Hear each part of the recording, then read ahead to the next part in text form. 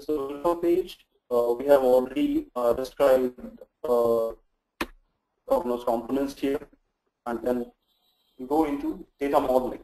In data modeling, we are going to discuss these things: what data modeling is, why is it important, then different techniques that we have in data modeling. Again, the next part will be IBM Cognos Framework Manager, which is a data modeling tool. Framework Manager user interface, how we can create a project, importing metadata, and then creating and publishing packages. So these are the things that we are going to discuss.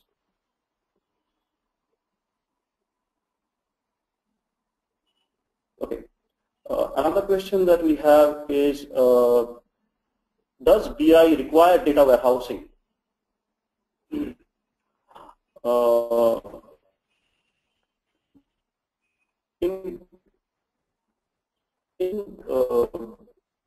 Is BI acts as a layer on top of your data warehouse.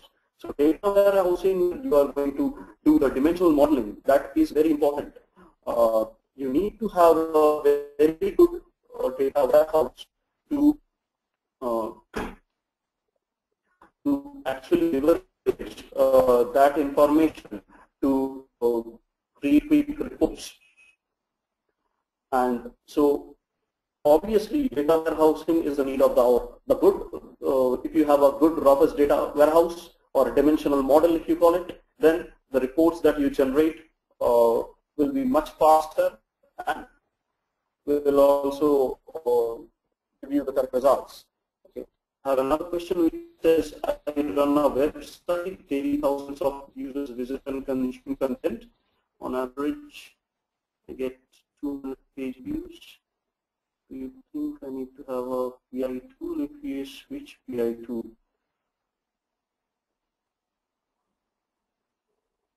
Okay.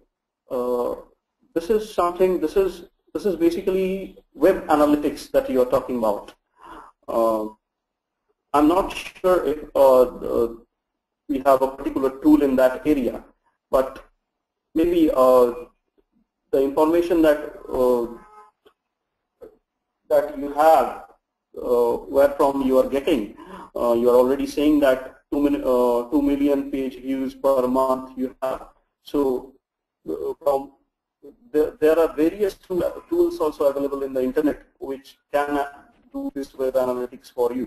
But definitely there are also some tools available in the market, but this is not where we can discuss the cost of implementation and stuff. Okay. The next one is, what is the difference between good data Tableau software and traditional BI? So good data Tableau software, these are the latest tools which basically focus on the visualization as well as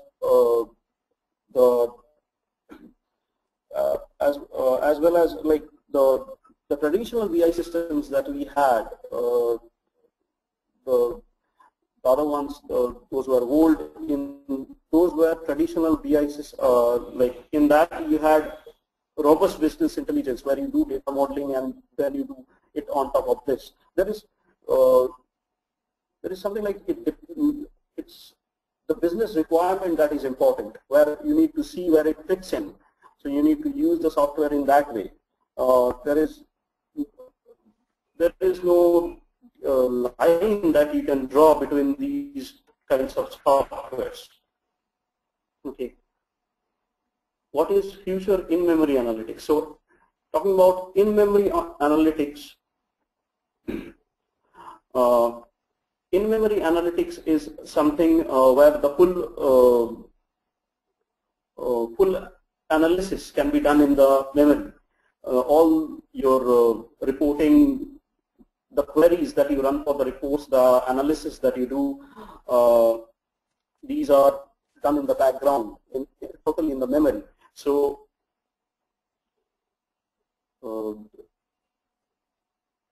like for that, there are several tools that have come in the market. There are in-memory databases like Cognos TM1 that is there in the market, which does it in does it in split seconds, the calculations and everything. But provided you have that necessary RAM that you have, then you can use these tools, and these are really the future. You are actually right. Like you can call them as a future of business intelligence, these in-memory analytics. And then what we have, what is the best database system for BI? You cannot have any, like, there is nothing like you can call best database system for BI, but what we can do is a robust data warehouse is needed for BI, you can call it. There is no best database system or worst database system you can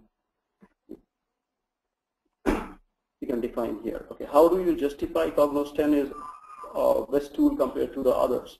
So in that case, I'll say look into the features of the product. If you go into the features of the product, there is mobile BI, there is dashboarding, there is collaborative BI. If you look into the features of the product, there are tons of features which is beyond the scope of this discussion even. So look into the features of the product, and that will give you this answer. Okay. The next one is, what are the career prospects in BI? So this is something like BI has a large market here.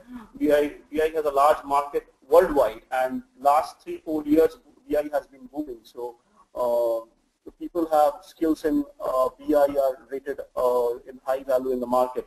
Okay. The next is there any difference between SAP BI, IBM Cognos? So these are two different softwares.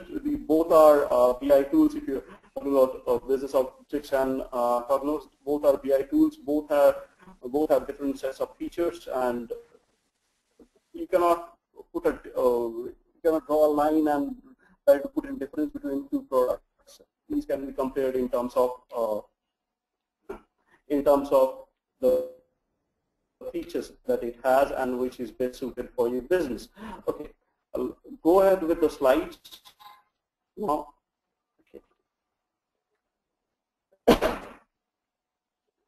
Okay, data modeling. In data modeling is what we call is the techniques of organizing data.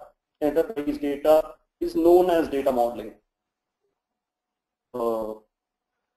So how do we organize data? This organization of data is done in two techniques. One is called ER modeling, another is the dimensional modeling. Why this is done is, as you the actionable information you need from the reports is generally impacted by the enterprise data that the organized enterprise data that you have in your models. So that's why data modeling is of importance. And then data modeling directly impacts the delivery of actionable information. That's what explains the previous point. Okay. Now, business users in traditional systems, business users do not actually access the enterprise data. But in this case, business users actually access the data and draw reports on them. But the channel through which they access the enterprise data is data model. The data model needs to be created considering the user requirements. Like a particular user group may want slicing, dicing, drilling up, and drilling down. So keeping that in mind, you should design the schema. The dimensional modeling should be done, and you need to choose particular schemas like snowflaking or star schema that you are going to take up, which will address the user requirements. Okay, we'll go ahead to the next slide. Okay, why data modeling is important? Firstly, if you have a good data model, then authoring and analyzing the data becomes much easier. That's what we are talking about, a robust data warehouse, a good data model that you can use in using reports and analysis. Then what we have is data models can access multiple data sources. So if we have multiple data sources, there data models can access all the data sources and club the information into one, a single piece from where the reports and analysis can take the data and present it in a format. Okay. This is actually, data modeling is actually known as the most important phase of BI, and it can also add some layer of abstraction where if you do not want to show particular data in your report, you can do that in your data model. Okay. The next one we have is the different techniques in data modeling. First one is entity relationship modeling, which is the traditional one where we generally design the database with entities, attributes, and relationships. Okay. Now, the advantage that we have in ER modeling is we have normalized data, but the problems that we have is if we use ER modeling, then the processing of the multi-join queries, where you are going to join, where you are going to process large query which has multiple joins, the performance is not satisfactory in case of ER modeling, that is why the dimensional modeling approach is followed, which is built around the concepts like facts and dimensions. So facts and dimensions are generally designed in schemas like star schema or snowflake schema.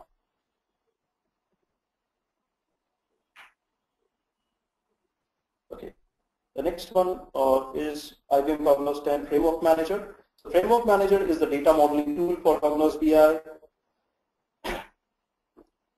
What happens in in Framework Manager is you can fetch the data from multiple data sources, you can create your model and publish it. Once you publish it, it's published as a package. IBM Cognos 10 Studios use this package for reporting and analysis purpose. There are two kinds of models that you can create in Framework Manager. One is relational model, one is DMR or dimensionally model relational, where you are trying to create a dimensional model. Okay.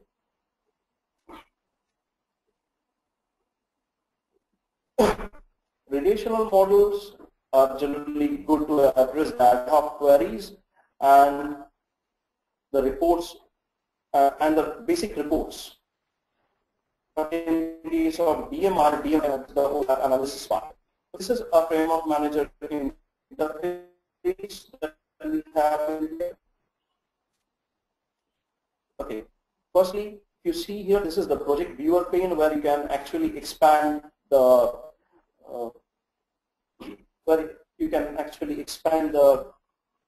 objects that you have. Here you have the project info pane where you can see the diagram or the dimension maps that is within your data modeling tool Framework Manager. If you choose a particular object in here, the properties are shown in this screen. Okay. On the right hand side, you can see the tools. These tools actually are the synopsis and the options that you have for the model. Okay, the next one is creating projects. So if you click on create a project, you can actually create provide a location and the name, and then you can go ahead with creating the project. The next phase is importing metadata. So in this case, as you can see, all the tables have been selected. If you don't want to select, you can just uncheck those tables. It is procedures. You can put them inside the inside your data model to use that. Okay. The next thing is publishing packages, creating and publishing packages. So a package is something that is created in Framework Manager once you have created your model. You can create multiple packages within a model, and you can also choose particular data items in each package. And these packages work as data sources for reporting analysis.